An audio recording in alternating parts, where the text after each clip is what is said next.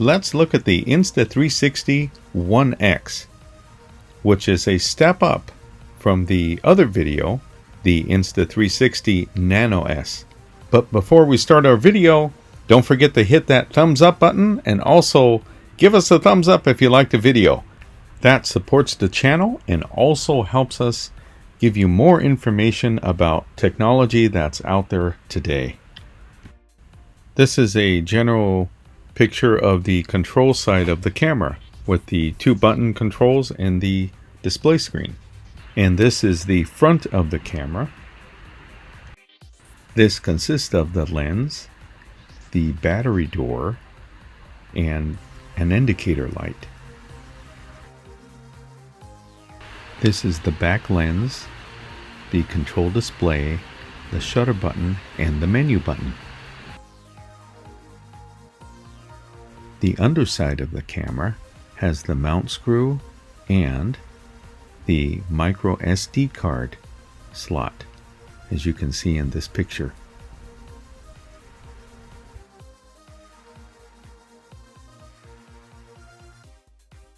This is one side of the camera and the lenses are lined up, and that is the charger port or data accessory port.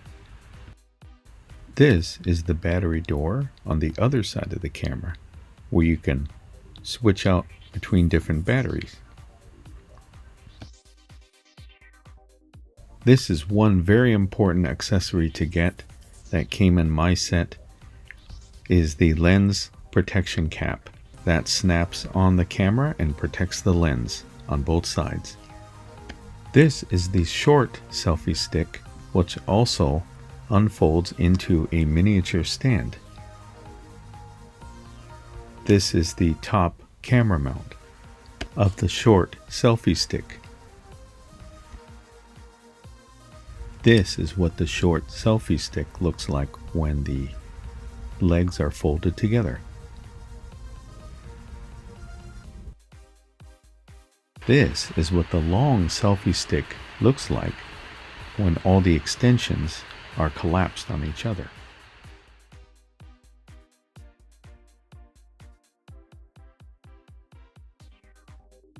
This is the top of the long selfie stick. The software is actually very easy to use. I click on the camera option, click the connect now, and the camera will now want to join. Let's look at some sample videos on the camera itself. So I choose one of those pictures and it will load it, and we're watching it on Wi-Fi from the camera. So I play a little bit of that video, and you can actually move the picture around with your thumb and get a 360 view, and then I hit that down arrow and it will download onto the mobile phone. Regarding the software that's on your mobile phone, which is very powerful, I would like to discuss these 2 features that I really like about this software. As you move the picture around, you can hold your finger down on the picture and that menu will appear. On pivot point, it will pivot exactly to what you want to show, and then you scroll through and then pivot to a different point. Smart Track will actually track a subject and keep it in that display. Viewfinder will show a little planet type of scene where everything is conformed to a planet, so you can look above it. These features, just so you know, only work in 180-degree view of a upload to YouTube or a shareable link. You can't use those on a 360, but it's very useful if you wanted to put a regular video online, or if you wanted to send someone a link, and it will automatically just go to those locations in your video and either do a pivot point, or it will track an object or anybody. It'll track anything on there. So I will be uploading a video and I will put a link to those regarding this camera. It's very interesting what it does. The upper right has this icon, which has these useful functions. I cropped them in so you can see. You can use VR, which you can use cardboard, flow state, a logo, and I scrolled it down and cropped it so you can see what these actually have, a nice close-up view of those commands.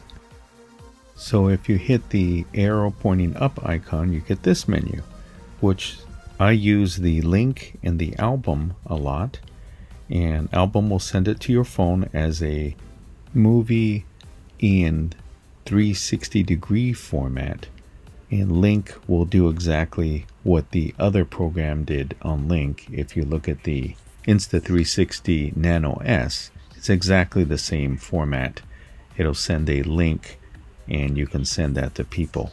I will be putting a video up on some simple editing and some simple samples of how you edit videos, and I think this menu is the fast way to upload to YouTube and the rest of the different systems that are on here, and it does function rather fast. I also want to give you a little demonstration of how the camera works using night photography, and this is a short example of how you do editing using the pivot menu. So you choose your point where you start, and then I fast forward a little bit through the video. To give you an example, I aim the camera over there, I aim the video, and I hit pivot point, and you can see where it shows. And then I scroll the video up a little bit more, and then I move the picture backwards to the beginning and I put a point. So then if you play this back, you can see what it does. I run them back. The X's are put so you can delete them. See, it goes there real fast to that pivot point, then it goes to the next pivot point, and then goes back to the location of the first pivot point. So that is one example of how the editing works for pivot points. If you like the video, give it a thumbs up. And I don't want to make the video too long, but I would like to post a couple different videos of this as demonstrations of how this works in 360 and 180 mode. So hit the subscribe button and it'll keep you posted of when I do post those videos, and you can get a look at the sample of how this camera works. It's a great camera and I do use it a lot, and I will compare a couple other cameras with this also, and I enjoy the camera. And most of all, keep on learning.